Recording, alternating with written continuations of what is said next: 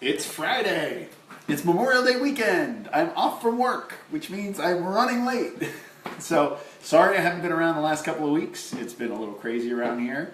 And hey, if you have a better idea of when we should air our live Toto Makes Lunches, hit me up in the comments and let me know when you can actually watch, because I want many people to see this live as we can. So, like I said, it's Friday of Memorial Day weekend. It was raining outside all morning. Otherwise, we'd do this outside, but the porch is soaked. So we're making quick swordfish puttanesca. If you don't know what puttanesca is, it is the Italian, puttana is the Italian word for, let's just say, a lady of the evening. So puttanesca sauce is a sauce that is made hot and spicy and fast. And it's named after, you know, a woman of the streets. So that's just how these Italian people roll, I suppose. Lovely. Lovely, exactly. Thank you. Not PG-13 this week. But this is so fast, we're actually going to put the pasta in, and by the time the pasta is done cooking, the sauce is going to be done, including swordfish in it. So that's how fast it's going to go, and it's going to be delicious. So come this way. We've got a pot of boiling water that we're going to salt like the ocean. And then this is just everybody's favorite brown rice pasta, so we don't hurt Jennifer's tummy. That's right. We're putting in. Can we see that bag again? This is what we use all the time, guys. It's right in the grocery store. Tinkyada. Tinkyada. We've got all kinds of different, you know, options. And I would use spaghetti, but we didn't have any in the cabinet today. Like I said, it's my day off, which means I'm totally busy.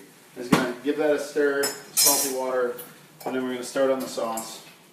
So it's a one pan with a big plug of olive oil. And then, like all good things in life, we start with garlic and onion. So the garlic was chopped kind of big, yeah? Big, small.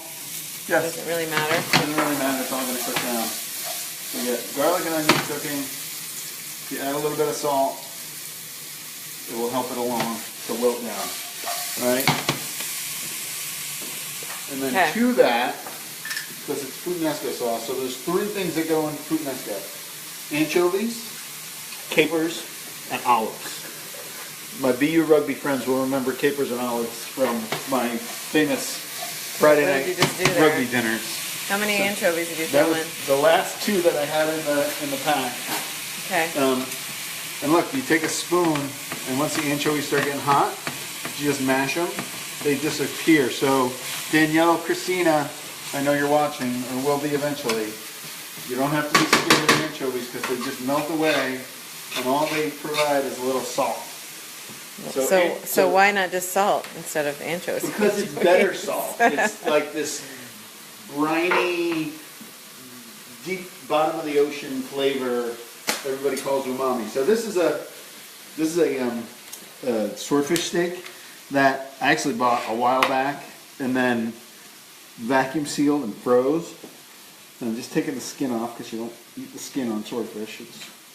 We get a Stu Leonard's? I got a Stu Leonard's, my favorite fish store. So it was on sale. I bought a bunch. We cooked some up on the grill because the boys love it.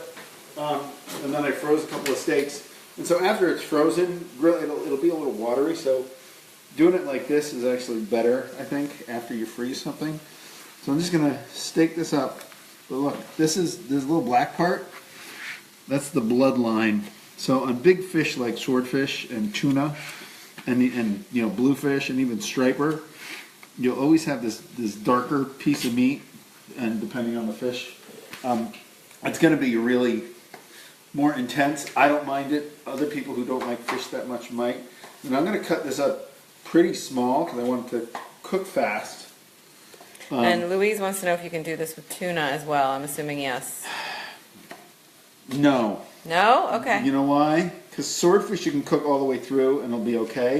If you cook tuna all the way through, it's tough, right? Yeah. I mean, you could probably get away with it with tuna, but I would stick to, let's see, swordfish. If I was going to do tuna, I would make the sauce without the fish in it, and then I'd put the sauce over the fish. So you could do this with you could do it with lighter fish too. So you could do like cod puttanesca you could do, and you could just like poach the cod in the sauce. But I'm going to actually like almost stir fry, saute the swordfish right in there. Yeah. So like I said, I want smallish pieces because I want these to go pretty quickly. And then this, look, The anchovies gone? the anchovies are gone. There's just little bits, so I'm going to add this right in. And then as soon as this is cooked, we're going to almost be done. So that's just going in. Right. Give those a stir around. And then, like I said, it's Puttanesca, so it's hot and spicy. So this is red pepper flake. We're going to be generous.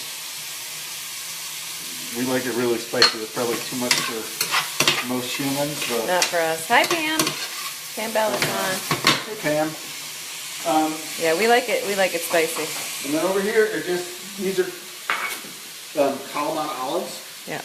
right? So it's hard to chop olives, but if you lost one. If you smush them down a little bit and get them flat first, Yeah.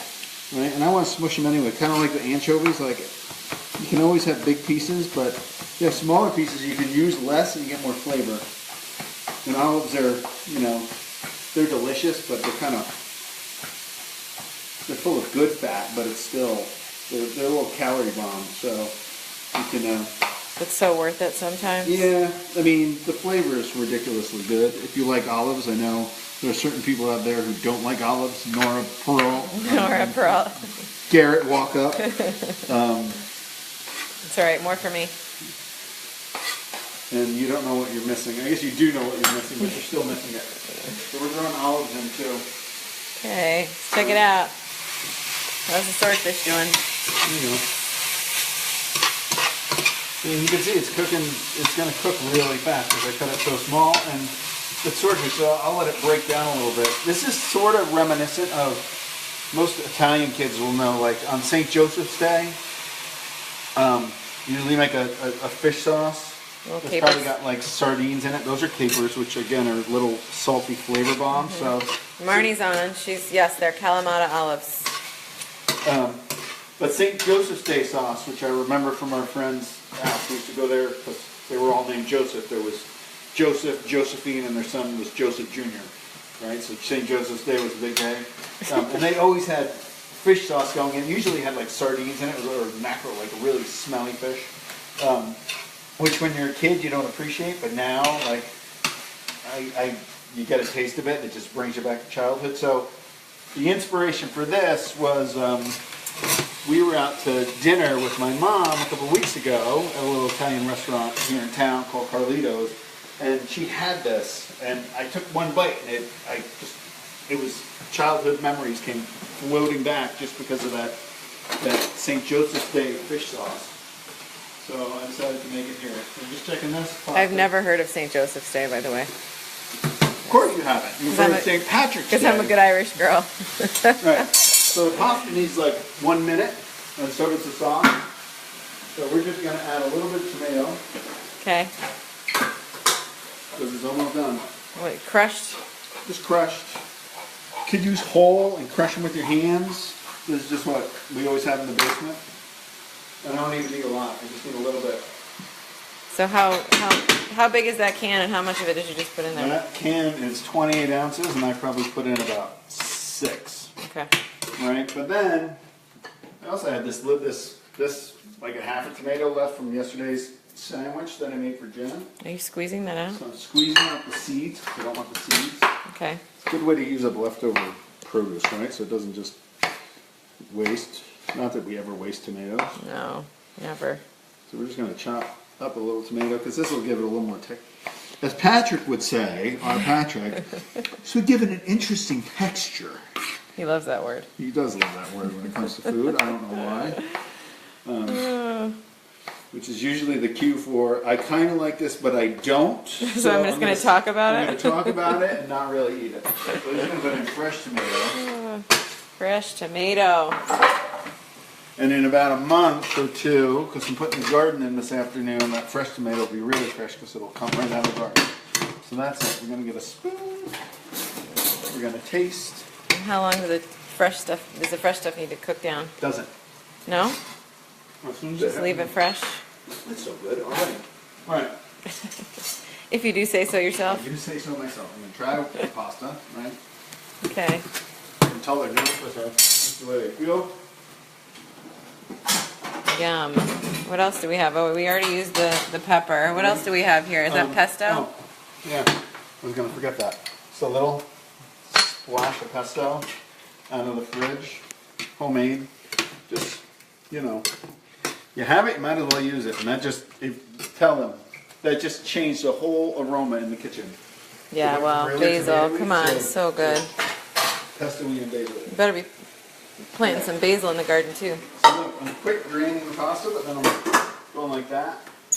I want to save some of the water.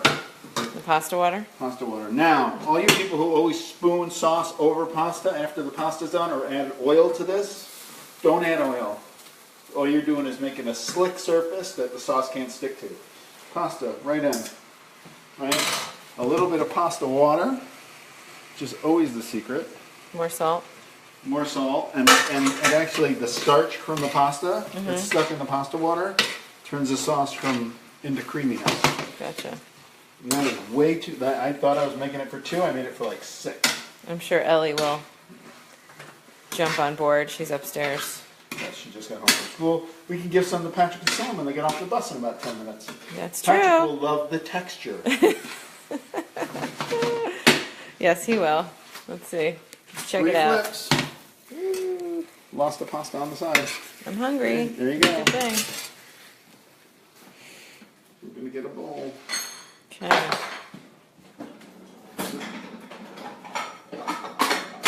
Hey, Kim Bandak.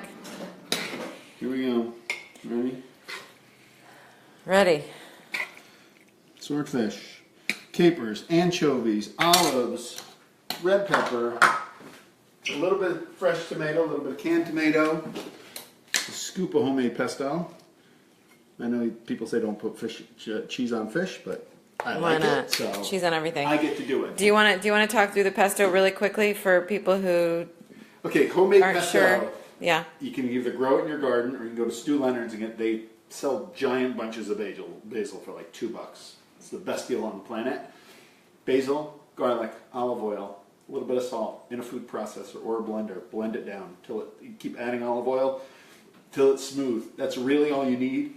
Do you need the pine nuts or the cheese or Add anything? the pine nuts if you like. If you have pine nuts and like pine nuts or walnuts, add them. They're fine. If you had cheese and like cheese, grated cheese, add that too. It's fine. I don't find it 100,000% necessary, but that's just me. I just like the garlic and the basil and the olive oil, and then keep it in the fridge with a cover on and put a little plastic wrap on top of it so that the air doesn't get to it and it doesn't turn black, and it'll last for a while. What's a while? A couple of months. That's cool. probably wrong, but I'm not a food. So let's say a couple of weeks. I'll use it. You can also freeze it. So put it in ice cube trays, stick it in the freezer. And once it freezes, stick it in a plastic bag, and you just throw a cube of pesto into whatever you're cooking, and you have it automatically. But Yeah.